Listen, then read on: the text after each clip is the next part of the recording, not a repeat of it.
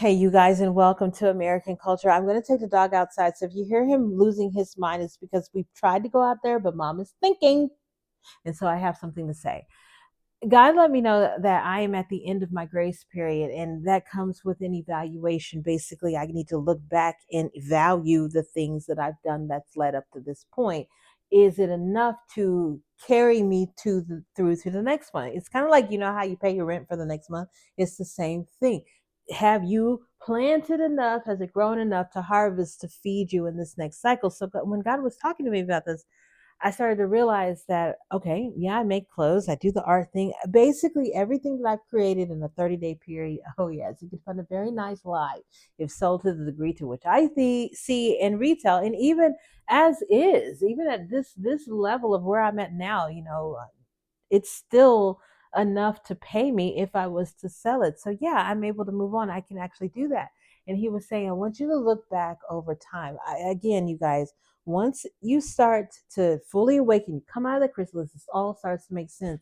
And so I had really been thinking about space, time, all that stuff, how we define what it means and so forth, but really thinking about the past maybe decade since 2015. It was like every 3 years some major aspect of my identity would absolutely implode, usually in November. And it was like 2015, 2018, 2021, 2021. I had enough. I was like, okay, God, you have me.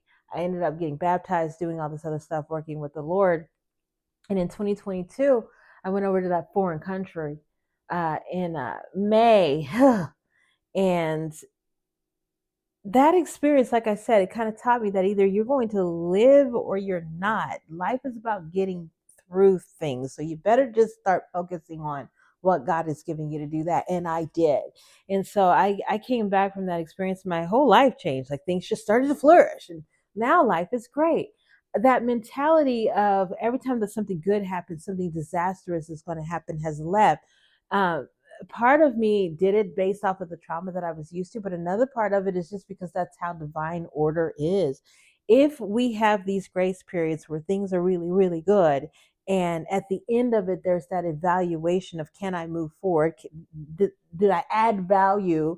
Did I grow any value here to take with me to the next level? If we don't do that, we tend to run into things that need the value we don't have, the patience we don't have, the trust we don't have, the money we don't have, and stuff starts to break apart. That's just a natural thing that takes place. And I never really gave credit to that. I never understood it. But like I said, I'm now at a point to where I have I can look back over everything I've just done in the last month, even the last week, you guys, and say, I've done enough in the last week to finance a month or two of, my life if I was just, adding financial value to the things that I was doing.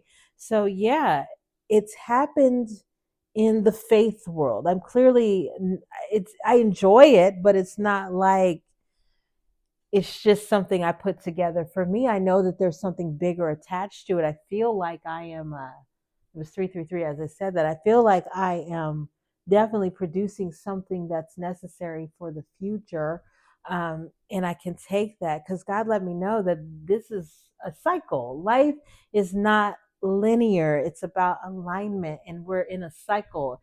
And cycles, they do come to those endings, and either you need to learn more lessons or you can move forward with what you have. There's going to be the same thing on different layers and same cycles, but it's up to you to be in alignment so that you can continue to just walk through and not get caught up in the whirlwind that is your life. Yeah, it's very interesting to be able to see it. Last night I was kind of connecting all the Bible verses of seek and you shall find, and God was telling me you got to stop looking because finding doesn't happen until you stop looking, but really change the way that you look at seeking and finding. I know that you hear seek and find, but you don't do them together. You don't put it close like that. You think you got to seek, seek, seek, then you find.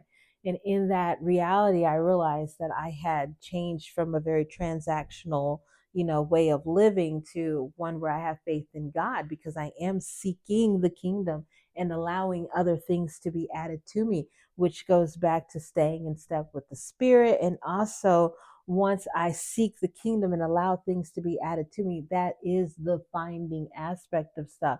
Simply allowing myself to be receptive to what God has made available to me.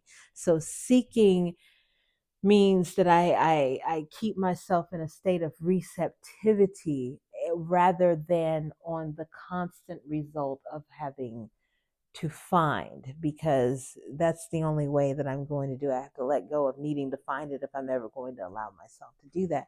So, yeah, there are just two major themes taking place in my life and probably yours. You are at the end of a grace period where you have experienced some disconnection, but God is saying that all of that is going to come together. You can evaluate and realize that you've grown some pretty nice things. You give yourself a pat on the back for being a good human, being on board with the Lord, and making yourself walk forward to this point, full well knowing that it's just going to get better, that the disconnection doesn't need you to go through yet more lessons to figure out how to make the connections to go forward, but you've done the connecting to heal wherever you're at so that you can take the steps forward in your life, and you're doing that. Congratulations.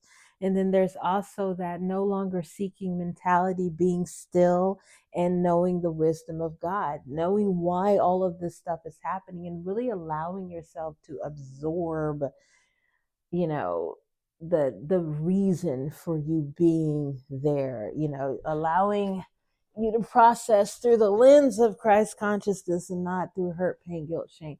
We're going outside, you guys. He's happy. Look at the camera, Paul. Tell the people, tell them how, look at him. He's upset. The mother, please. Wanted to go outside for 2 hours. And we're finally going. Have a blessed day, you guys.